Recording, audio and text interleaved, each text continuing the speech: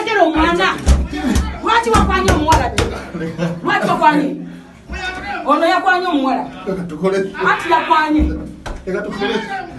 Tewakwanye omuwala ku Facebook.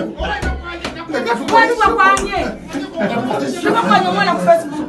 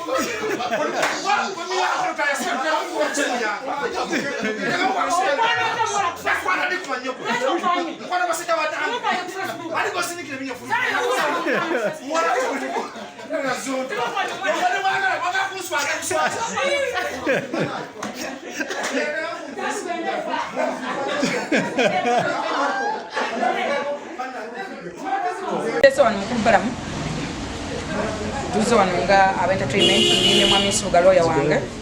nawe muganda affe mu entertainment nga ni wankubadde ndi boss wo tuzo wano olw'okuba nti ffe mu entertainment tusiga tuli ba family tusiga tuli ba Luganda ekindeese wano okugamba ku mwami Bajjo omusajja oyo mwesonyi okuva n'olwaleero olw'ensonga bajja kwana ate omuwala Alisa ansinga akabina Alisa boss omuwala muzungu namukwana namunteekako sisobola kuvuganya na muwala muzungu so navuganya muwala ansinga kabina era nesonyiye Bajjo okuva n'olwaleero mwesonyiye kamulekera Alisa bossi omuwala asinga akabina sisobola kuvuganya na muwala muzungu era mukwanjula so mwami Bajjo tata abana mujja kubeerawo mukwanjulako mbeerewo ku mbagayo nkwagaliza birungi sebo nkuwonye ate n'ekyokubiri ntwala omukisa guno banaffe tukisookerako ddala njala kwebazanya omwami Bajjo kuba namukubidde ne mugamba Bajjo oli wa people power naye oli muna Uganda ate oli mu entertainment industry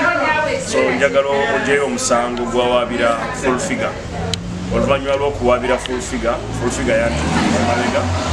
natupira n'abakulu abalala mu entertainment natusaba twogere ne muganda waffe Bajjo amusonyiwe omusango guliyo gwe yamugulako gw'okumwogerako ebya Kalebule n'ebirala byonna akoleki amusonyiwe so olunaku lwaleero full figure yetondedde mwami Bajjo nakkiriza nti kituufu mbadde nkutyoboola naye alabirira abaana ndindako katono nti mbadde nkutyoboola so naye nja kuwa ekitiibwa kyo era sijja kuddamu kuzanyirako so mwami Bajjo nakkiriza wamu ne lawyer we Bakatende Sempeebwa ne mwami bali ku ddembe ne bakkiriza nti basonyiwe full figure era talina ssente zamusabye amusonyiye n'omusango guli mu kooti bagenda gujjayo so mwababadde bawaga Bajjo okuswaza full figure bano abantu bavudde wala babadde bamukwana ebbanga ddene temututabula muleke ono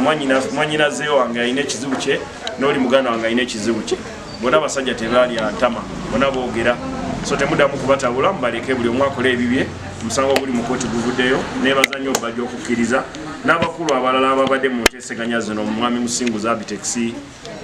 mwami Katende Sempeerwa n'abalala abakubiriza bajja okukakana okusonyiwa mukwano gwe ko bano babadde bamukwano ebbanga ddene amusonyiwa ate nga taata w'abaana be yamuzaalamu tamuzaalangamu baana era bakikiriziganyizaako n'agamba nti naye abaana b'okunsi babeera buli muntu abeera taata w'abaana bajafunya mukazi nze munsuubira akatale bajjano ne muwala we kati muwala we Fulawa yafunye so abaana ba Bajjo bazaala babeera baana bange abaana ba Full Figure bazaala babeera baana bange so wadembe Full Figure okugamba nti Bajjo baana be ba Bajjo Full Figure kati yali awaiza bwaiza kanono onakwatidde ensaalwa linako onakwatidde ensaalwa nti Bajjo yafunye Alicia Boss kati nange kwekyo njagala kuyozayoza muto wange Bajjo okufuna omukyalo omuzungu kubanga Alicia Boss sikiwati namagoya sina magoyi omukyala muzungu mulungi ate mukozi muyozayoza era nja kuba wayete Alisha yabadde amutabula ne Bajjo nga kufiga kwe yava n'awuza biki era ndowooza gyandiberamu ebyo ebintu bino byabufuzi sibitegeera bulungi so kansabira oya wa Full Figure abeeko kyayogera kakati omukisa gwe tufunye nti yawaaba omusango bizinesi ye ya bigambo ne gwe bawaabira naye bizinesi ye ya bigambo engeri gye bali nga bonna balya ku bigambo njagala okwebaza mukulu Balamu n'abalala bonna abayingidde mu nsonga eno okulaba nga ensonga eno tugimaliriza tugenda kukwatagana ne balooya ba mwami Bajjo okulaba nga omusango tugujja mu kooti ono ayongere akola emirimu gye egy'ebigambo n'emirimu gya Pulezidenti Museveni ne mukulu Bajjo ayongere ng'akola emirimu gye egy'ebigambo mwebale nnyo mwebalire bw'ogamba nti eyawaaba ne gwe wawaabira bizinesi za bigambo Bajjo tumanyi ng'omusajja omutegesi w'ebivulu ate ebivulu tabiteeka abeera mu kwogera bigambo kwakola ate manyi era ebivulu abantu bagenda kuyinga n'ebigambo entertainment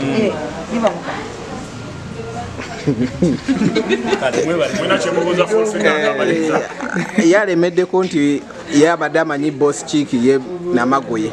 nze nasomoozeddwa nnyo Bajjo okufuna omukazi omulungi waate ate nga alina akabina bwe kati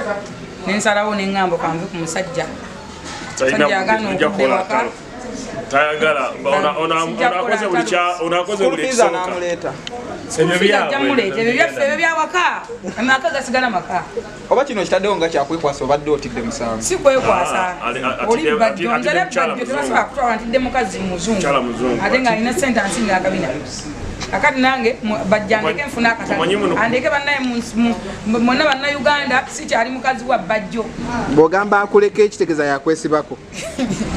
Bajjo era ava alina nnyingi ogamba bw'otyo ng'omwetondera akusonyiwe kiki lwaki nga tokyali mukazi we sikyali mukazi we yafunye omukazi nange andeke nfune omusajja kuba abasajja bonna bankwana Bajjo tajje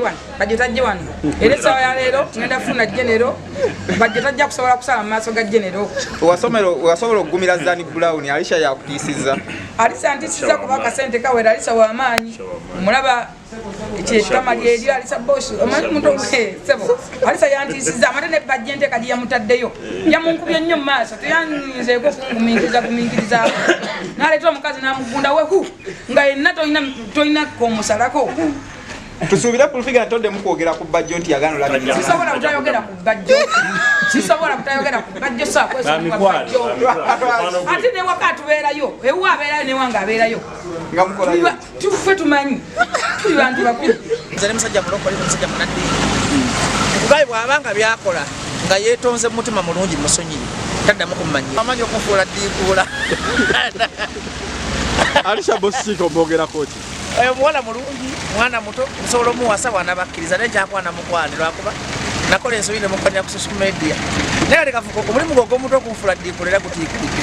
kubanga ogenda kunvumya abantu baloze nti ndi mu bya ddiikuula biki by'osinga okwegomba ku Alisha Boss Chick alina figa alina feesi mwana muto ate nsobola omubulandinga n'afuuka Kim Kardashian we Uganda because I'm a brand I'm a brand okola brand wekiralya buluzungu promoting a brand yokola brand bakita batya I'm a brand maker akasuka akateeka yokuba katuufu I'm a brand maker nina dream lyasobola okufuuka Kim Kardashian we Uganda wali ebigambye nti wegomanya Kim Kardashian wegomanya bamutwalanga malaya ne ate wamaanyi mu nsi yonna kati Alisha Boss Chick the next Kim Kardashian of Uganda